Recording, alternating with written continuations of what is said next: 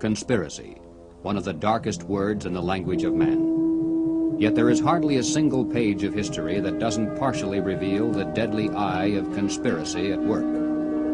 It was a conspiracy that directed Brutus against Caesar in the Roman Senate on the Ides of March. It was a conspiracy that plotted the betrayal of West Point by Benedict Arnold during the American Revolution. It was a conspiracy that led John Wilkes Booth to the assassination of President Lincoln on Good Friday, 1865.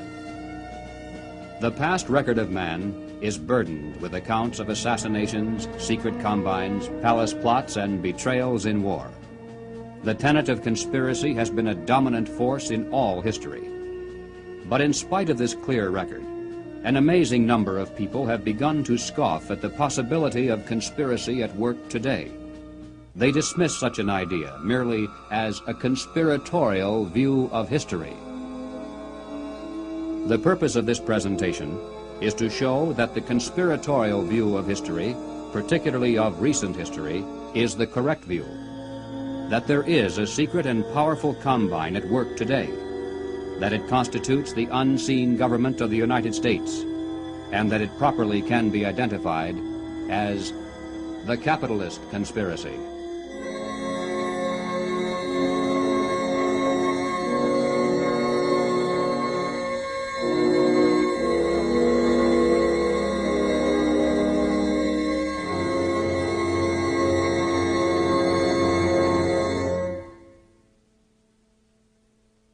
In 1963, the nation was held spellbound by the testimony of gangster Joe Valachi as he exposed the inside workings of the international crime syndicate known as the Cosa Nostra, or the Mafia.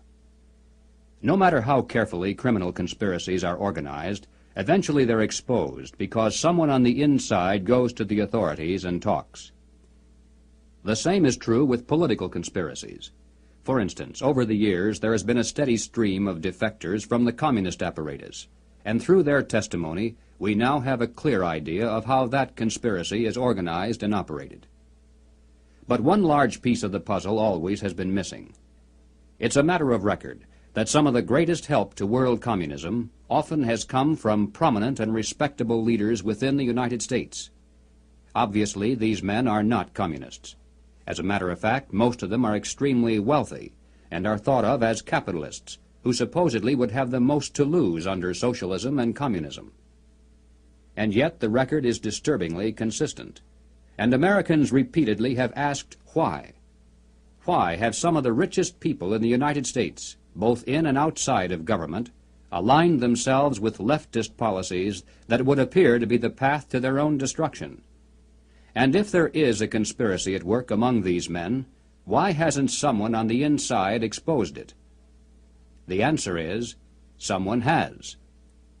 Dr. Carroll Quigley is a professor of history at Georgetown University. He is the author of the widely used textbook, Evolution of Civilization. He is a member of the editorial board of the monthly periodical, Current History.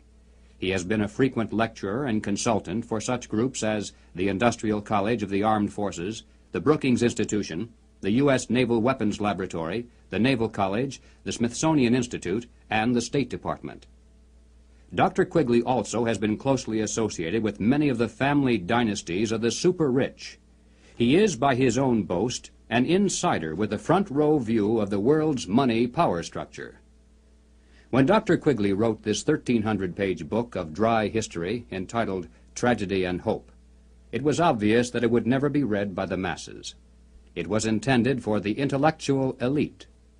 And to such a select readership, Dr. Quigley cautiously exposed one of the best-kept secrets of all time. But he also made it quite clear that he was an extremely friendly apologist for this group, and that he fully supports their goals and purposes.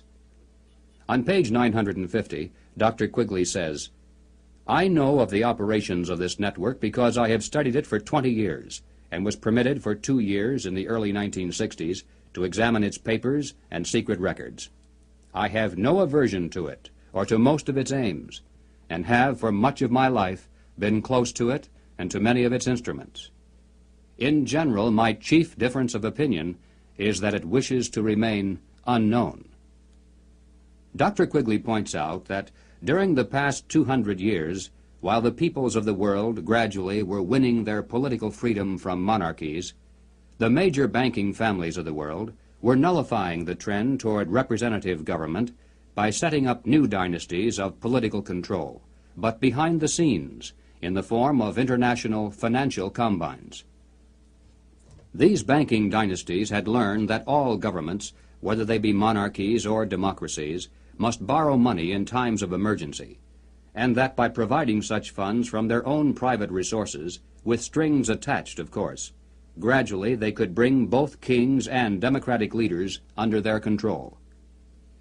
Dr. Quigley believes that people should be more familiar with the identities of these clever banking dynasties.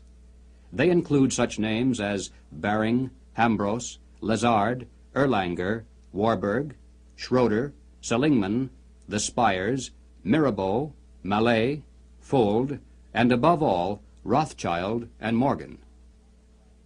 It should be noted that while the Rothschilds and other Jewish families cooperated together in these ventures, this was by no means a Jewish monopoly, as some have alleged.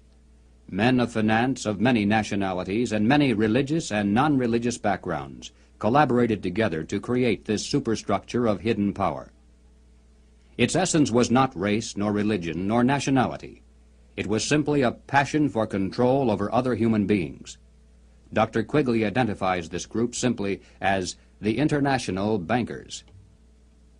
These are not the same as the local commercial bankers with whom we deal in everyday life. International bankers deal not with the general public, but with the industrial giants of the world, with other financial institutions, and especially with governments. The key to their success has been to control and manipulate the money system of a nation, while letting it appear to be controlled by the government.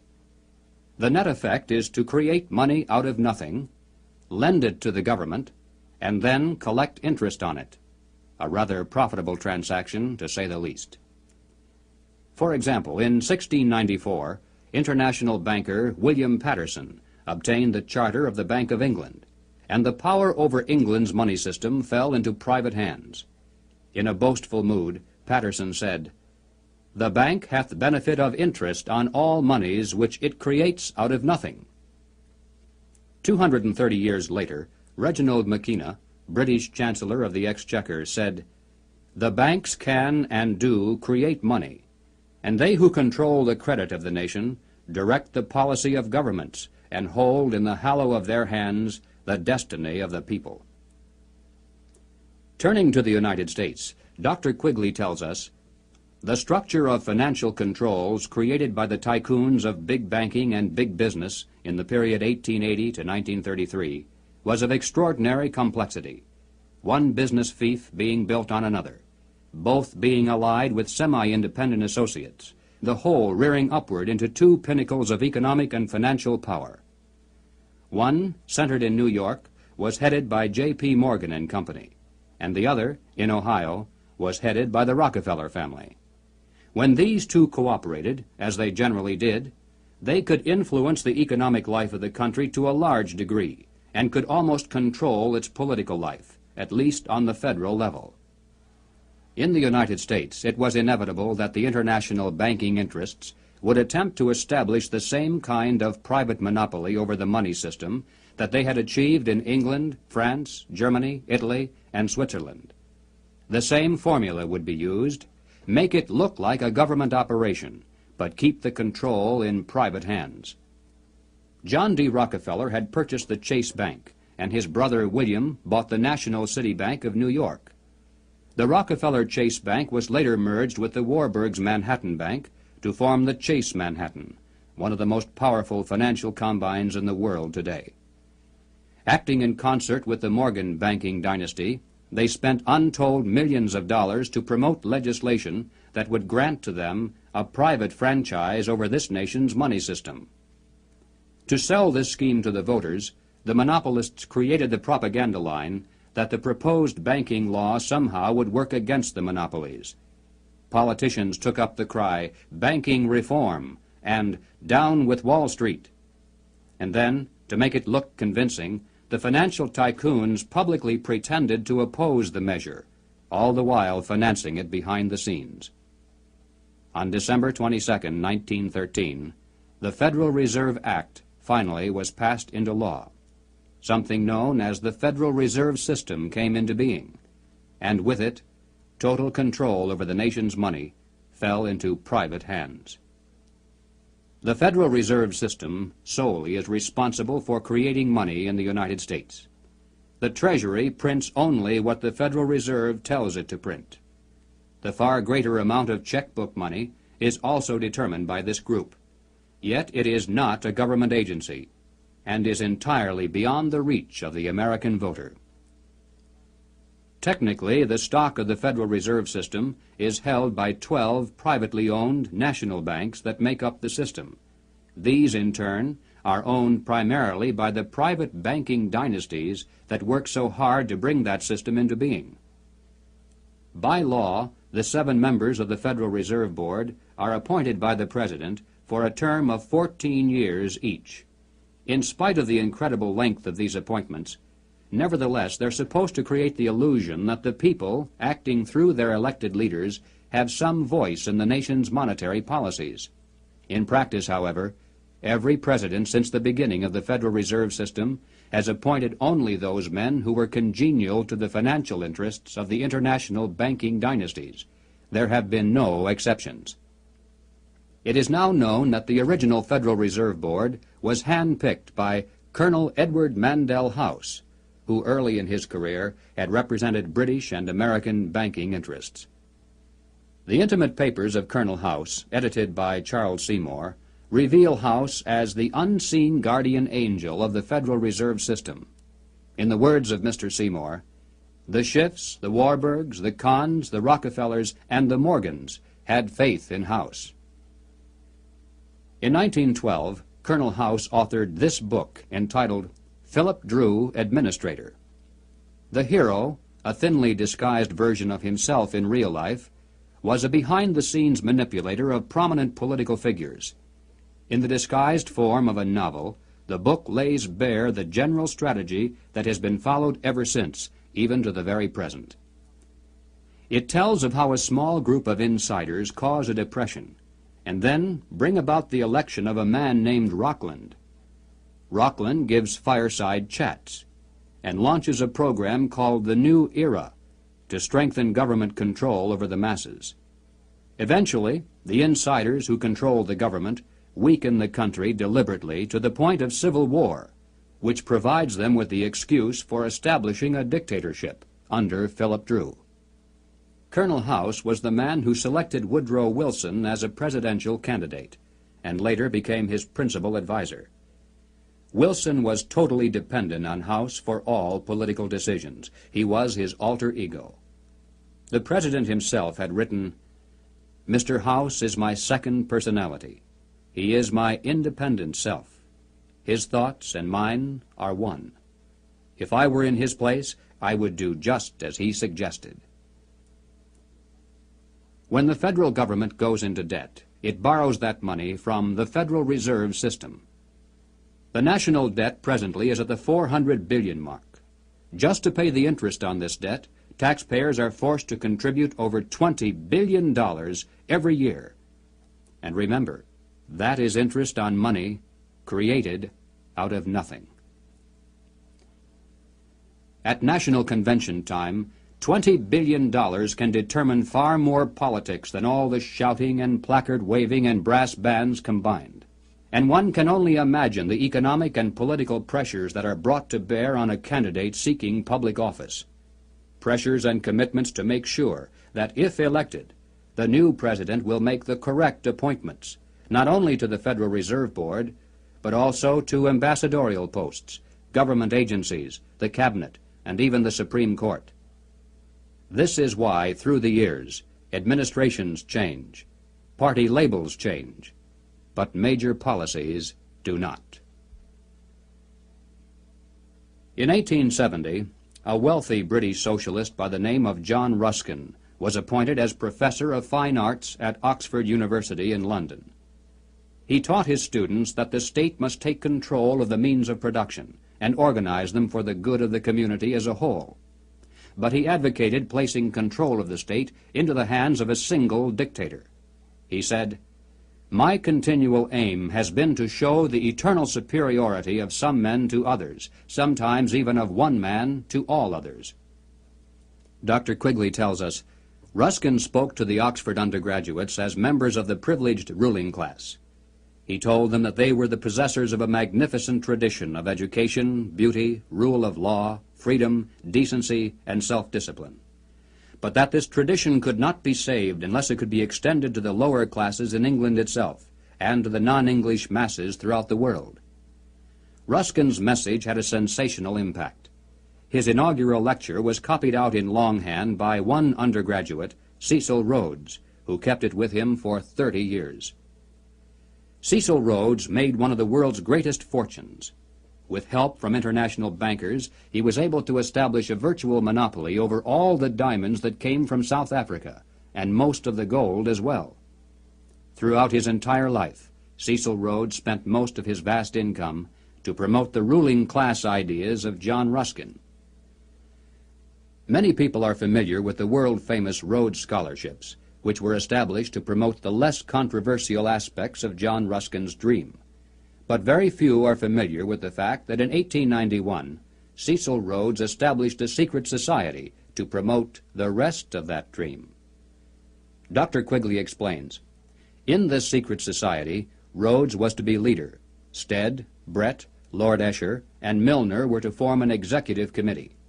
Arthur Lord Balfour, Sir Harry Johnston, Lord Rothschild, Albert Lord Grey, and others were listed as potential members of a circle of initiates, while there was to be an outer circle known as the Association of Helpers, later organized by Milner as the Round Table Organization.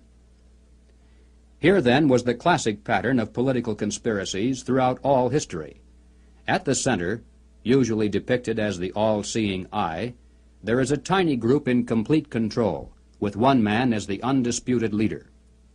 Next comes a circle of secondary leadership that for the most part is completely unaware of an inner core. They are led to believe that they are the innermost ring. In time, as these conspiracies are built from the center out, they form additional rings of organization. Those in the outer echelons usually are poor idealistic souls with an honest desire to improve the world. They never suspect an inner control for sinister purposes, and only those few who demonstrate a ruthless capacity for higher leadership are ever allowed to see it. After the death of Cecil Rhodes, the inner core of his secret society fell to the hands of Lord Alfred Milner, Governor-General and High Commissioner of South Africa. As director of a number of public banks and corporate precursor of England's Midland Bank, he became one of the greatest political and financial powers in the world. Milner recruited into his secret society a group of young men, chiefly from Oxford and Toynbee Hall. And, according to Quigley, through his influence, these men were able to win influential posts in government and international finance, and became the dominant influence in British imperial and foreign affairs up to 1939. Under Milner in South Africa, they were known as Milner's Kindergarten until 1910. In 1909 to 1913, they organized semi-secret groups known as Round Table groups in the chief British dependencies and in the United States. The Round Table group in the United States promptly created an external organization known as the CFR, the Council on Foreign Relations. It is through this organizational ring and then outward, through tax-exempt foundations, universities, and government agencies, that the international capitalist conspiracy has dominated the domestic and foreign policies of the United States for over 50 years. Unless there is any doubt as to who is behind the CFR, Dr. Quigley tells us bluntly, in New York it was known as the Council on Foreign Relations and was a front for J.P. Morgan and Company in association with the very small American Round Table Group. The CFR building is located on the west side of fashionable Park Avenue in New York. Although it definitely is not the center of the conspiracy, and although practically none of its members are aware of an inner control, nevertheless it is semi-secret in its operation. It shuns publicity, and members are sworn not to disclose to the public the proceedings of its conferences and briefings. It has a formal membership of 1,400 elite personalities. In Harper's Magazine of July 1958, there is an article entitled "School for Statesmen," written by CFR member Joseph Kraft. Kraft revealed that one of the chief architects for the CFR was none other than Colonel Edward Mandell House. At the time of writing this article, Mr. Kraft boasted that the CFR membership even then included the President, the Secretary of State, the Chairman of the Atomic Energy Commission, the Director of the Central Intelligence Agency, the Board Chairman of 3 of the country's 5 largest industrial corporations, 2 of the 4 richest insurance companies, and 2 of the 3 biggest banks, plus the senior partners of 2 of the 3 leading Wall Street law firms, the publishers of the 2 biggest news magazines and of the country's most influential newspaper, and the presidents of the Big 3 in both universities and foundations, as well as a score of other college presidents, a scattering of top scientists and journalists. The CFR, from behind the scenes, has dominated this nation for decades. CFR members include top executives and journalists for the New York Times, the Washington Post, the Chicago Daily News, Harper's, Look, Time, Life, Newsweek, U.S. News and World Report, CBS, NBC, MGM. They include directors of the Ford Foundation, the Rockefeller Foundation, the Carnegie Endowment Fund. They include Presidents Hoover, Eisenhower, Johnson, and Nixon, Secretaries of State Stettinius, Atchison, Dulles, Herter, and Rusk, a fantastic percentage of the President's Cabinet, undersecretaries, the Federal Reserve Board, ambassadors to other countries, Supreme Court justices, and presidential advisors. The average American has never heard of the CFR, yet it is the unseen government of the United States.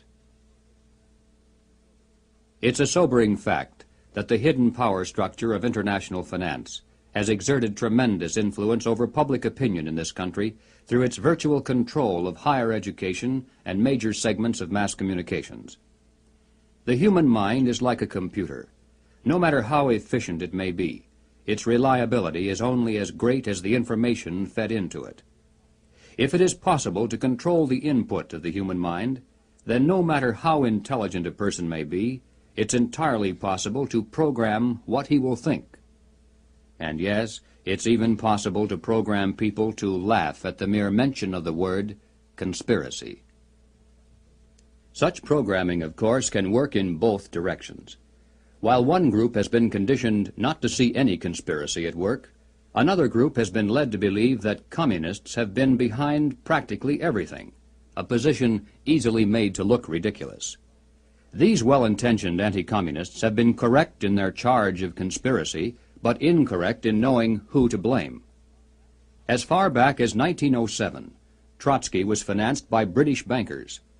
By 1917, the major financing for the communist revolution in Russia was coming through Lord Alfred Milner, the leader of that inner core within the Roundtable groups and the CFR. In America, Jacob Schiff of Kuhn, Loeb and Company gave $20 million to Trotsky.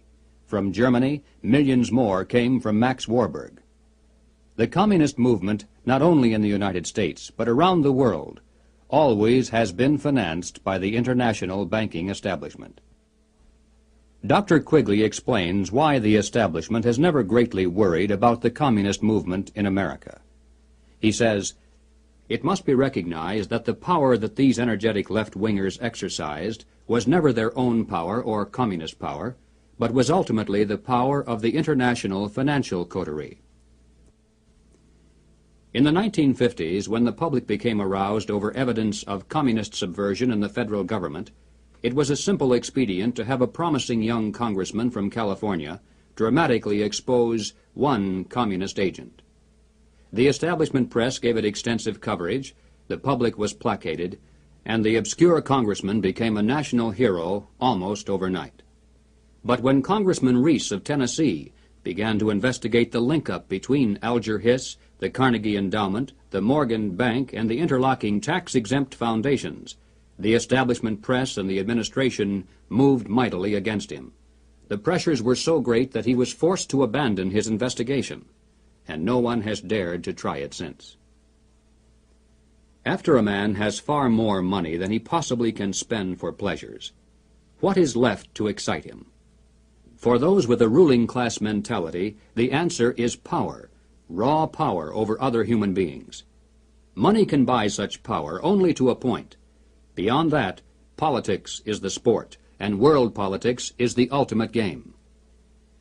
For the purposes of this presentation, we have referred to those in the international power structure as capitalists. But these men are not really capitalists in the classical sense. They are merely rich socialists.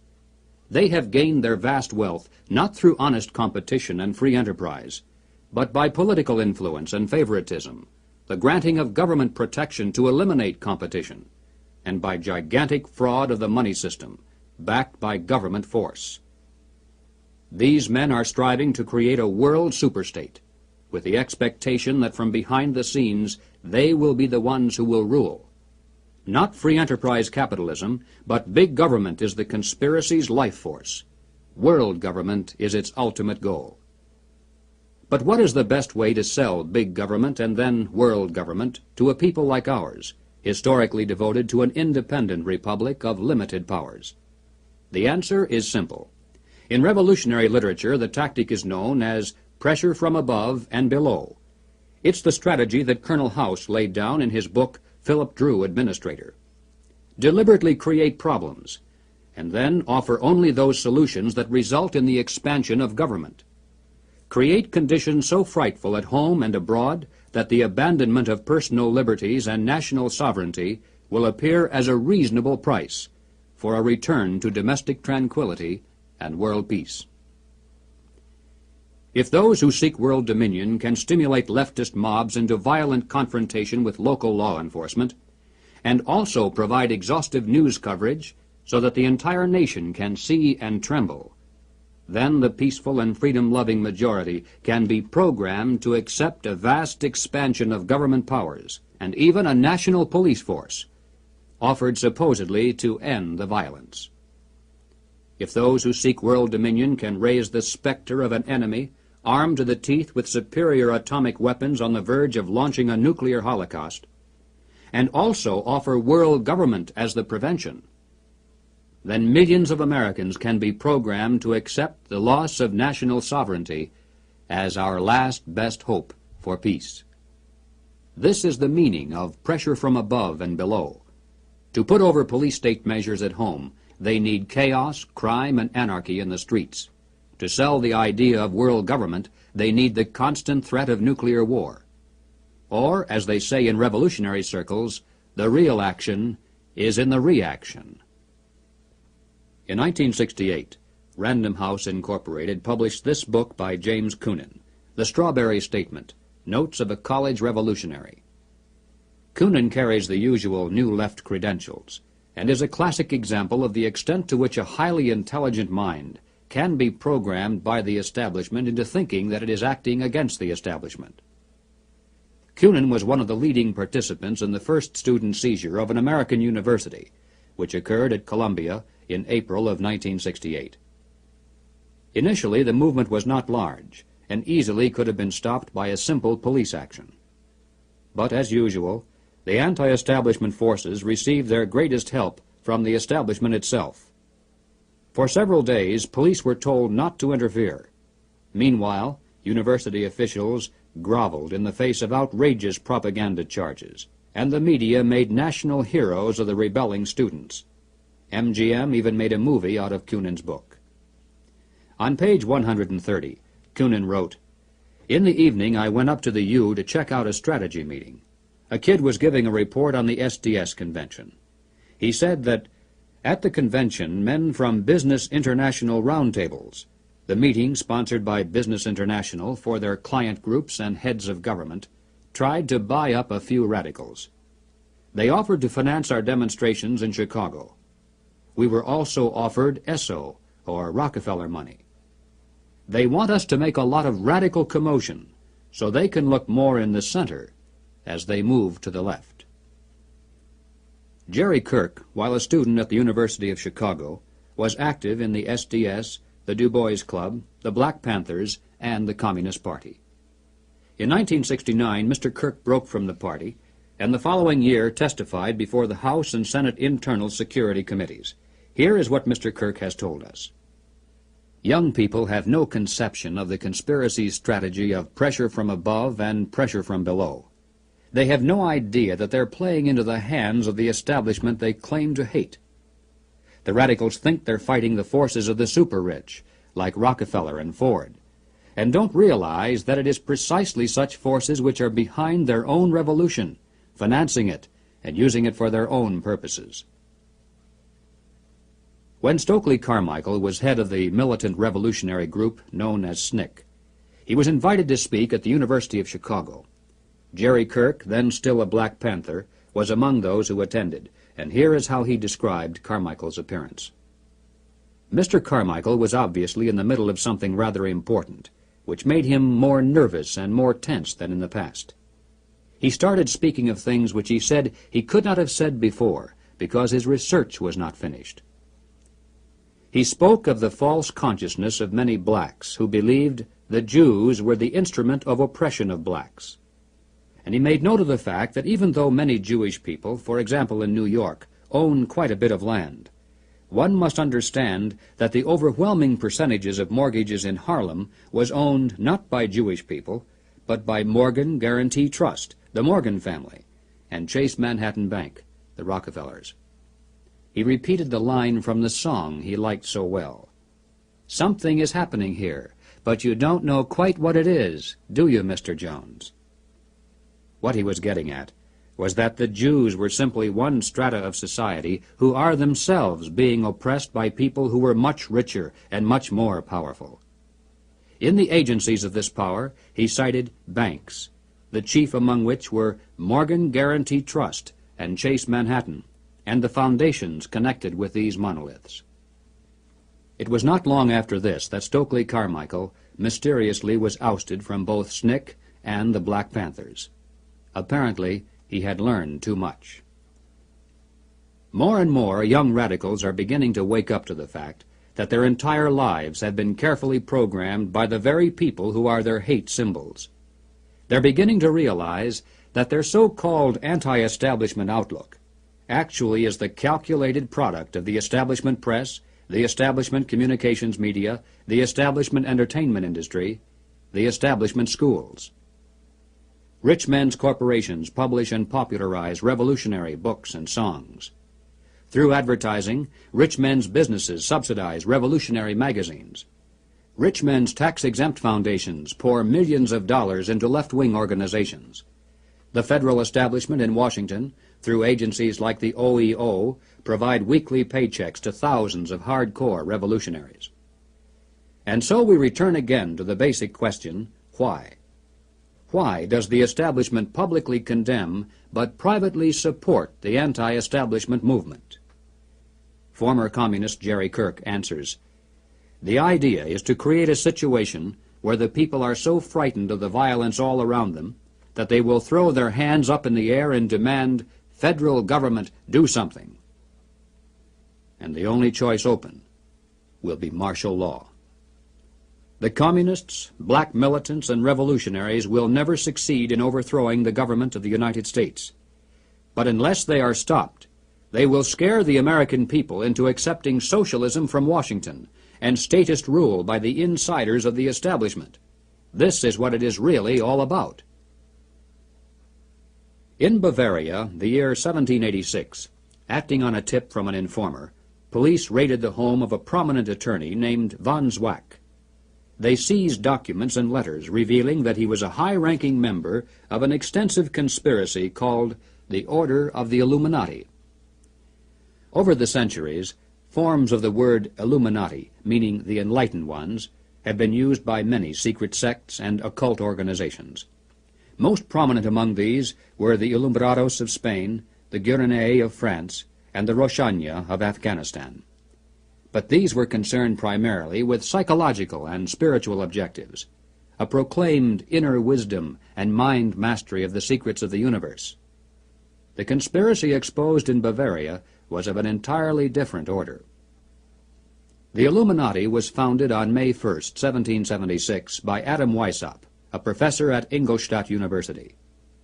Weishaupt obviously had been a serious student of the occult, for many of its bizarre features and symbols were incorporated into his organization. Weishaupt had been active in the Masonic lodges of Germany, and found in them the perfect vehicle for recruiting into his secret order, which he described publicly as the highest level of Freemasonry. The Illuminati was formally incorporated into the Masonic lodges at the Congress of Wilhelmsbad in 1780. It should be noted that Freemasonry in England and America historically is quite different. Its members are characterized by the highest standards of integrity. Nevertheless, it is a fact that from 1780 on, the Illuminati did flourish as a parasite on the highest levels of the Masonic movement in Europe, especially the Grand Orient lodges of France. There were 8 conspiratorial rings within rings, advancing from the outermost novice inward to Rex, or king. The king, of course, was Weishaupt himself, who had adopted the code name Spartacus. Those in the outer rings were told that the grand purpose of the order was to make of the human race, without any distinction of nation, condition, or profession, one good and happy family. But by the time the member had advanced to the level of presbyter, or priest, his oath of absolute secrecy and obedience had become deadly serious. Only then was he allowed finally to see the ultimate goal of the order. It was the destruction of all religion, replaced by the worship of reason, or humanism, and the destruction of all independent governments, replaced by a new world order, a world government ruled from behind the scenes by the illuminated ones. Needless to say, most members were never allowed to see these goals. In the words of Adam Weishaupt himself, "These good folks swell our numbers and fill our money box. Set yourselves to work. These gentlemen must be made to nibble at the bait. But this sort of people must always be made to believe that the grade they have reached is the last." The public record of the Illuminati is quite thin, but it does show that before it was exposed briefly in 1786, it had already enjoyed immense success in attracting into its outer rings some of the most prominent men of Europe. Its roster included important names in both government and finance. It was the most important single force behind the French Revolution. Some years later, an obscure intellectual by the name of Karl Marx joined a conspiratorial circle called the League of the Just. Shortly afterward, this group reformed into still another organization called the Communist League, and in 1847 they commissioned Marx to write their policy statement for the public. It was called the Communist Manifesto. On the surface, the manifesto appealed to the workers of the world to arise against their capitalist exploiters. But it should be noted that the project was supervised by Frederick Engels, a capitalist of substantial wealth. Marx himself was so unimportant that his name didn't even appear on the manifesto for the first 20 years after its publication. In 1920, just 3 years after the Bolsheviks seized Russia, Winston Churchill declared, "From the days of Spartacus Weishaupt to those of Karl Marx, to those of Trotsky, Bela Kun, Rosa Luxemburg, and Emma Goldman, this worldwide conspiracy has been the mainspring of every subversive movement during the 19th century, and now at last has gripped the Russian people by the hair of their heads."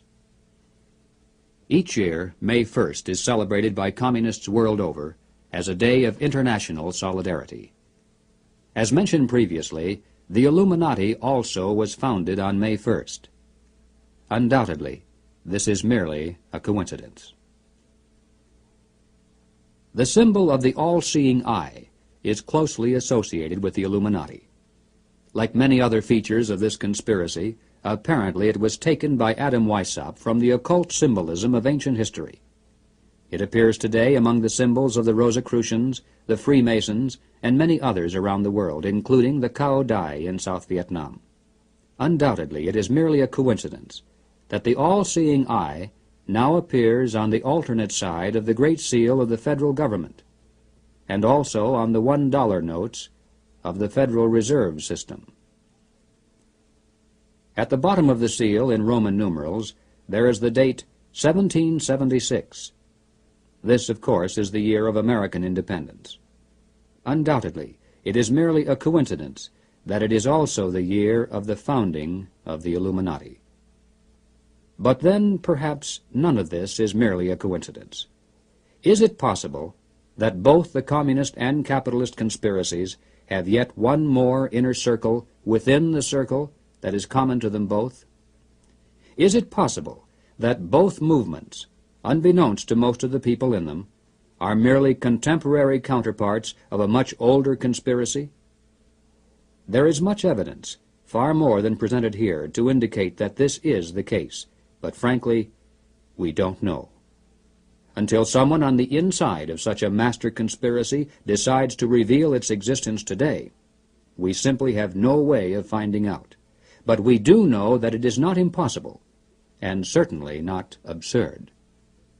What then is our response? Fortunately, it's not necessary that we resolve the historical question of the conspiracy's origin. Regardless of whether there is one controlling group, or two cooperating, or three competing, or 4, or 10, in practical terms of what can be done about it, our response must be the same. Conspiracy, as it operates at the highest level in the United States today, rests upon two solid foundations and enjoys the protection of shelter. If we could knock out its foundations, it would collapse, and if we could strip away its shelter, it would wither and die. The shelter is secrecy. The foundations are big government and manipulation of money. No conspiracy can stand the light of exposure. No conspiracy can rule the masses without the tool of an extensive government bureaucracy. And certainly no capitalist conspiracy can long survive without control over the nation's money. Expose the conspiracy. Reduce the size of government. Return our money to a standard that cannot be manipulated. This must be our response. In the limited time available, we have attempted to demonstrate that the conspiratorial view of history, particularly of recent history, is the correct view. Let us summarize now 7 major conclusions. 1.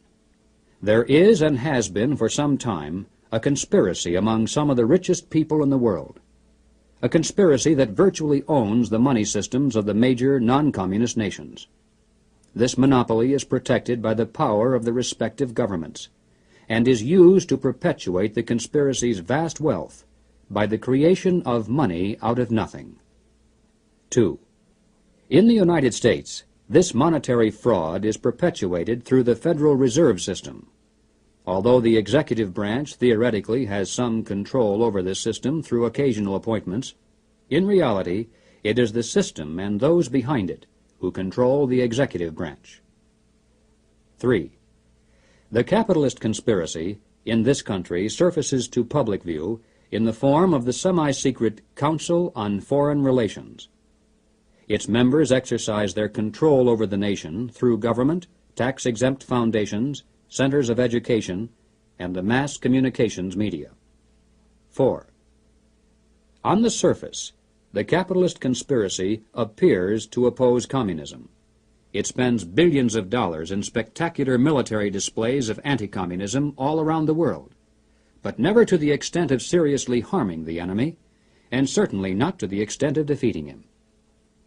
Meanwhile, behind the scenes, the conspiracy always has nourished and aided communism both at home and abroad. It does this not because it is pro-communist, but because it needs the appearance of a formidable foe, and the chaos byproduct of a managed conflict to advance its own goal of totalitarian world government. 5. There is much evidence indicating that the capitalist and communist conspiracies both are directed by a single master conspiracy which may have continuity with the order of the Illuminati, which was founded 200 years ago. But this historical question is not nearly as important as the immediate question of what can be done about it today. 6. As for our response, we must begin to dismantle the conspiracy's machine of big government. We must restore American independence. We must return our schools to local control. We must protect our police forces from federal aid, which is the certain path to a national police force controlled from Washington. We must denounce revenue sharing as a transparent device leading to control over local government. We must raise up men for political office who not only talk about reducing government, but who will do it once they're elected. And that means men who are totally independent of establishment politics. 7. We must reduce the Federal Reserve System to a service function of clearing checks between banks only. Merely turning the system as it stands over to the federal government, as some have suggested, will not solve the problem. The same people would control it either way. The root of the evil is that money is created out of nothing, and the insiders could do that today just as easily directly through government as they do through the Federal Reserve System. The ultimate solution is to prevent anyone, in or out of government, from manipulating the money supply. And the only way to do that is to return our money to the gold and silver standards. 8. We must expose the conspiracy to public view. If somehow every American could be made aware of the facts contained in this presentation, if it were possible to circumvent the establishment's channels of mass communication and carry this message person to our friends and neighbors and fellow club members, the conspiracy would collapse like a house of cards. Yes, the hour is late, but it is not too late if we are realistic in our efforts. As Americans, we can still speak out without fear of imprisonment. We can still join together into patriotic groups to multiply our effectiveness. We can still challenge the establishment's candidates. We still retain that remnant of power to regain control of our own government. With divine guidance and with your help, it can be done.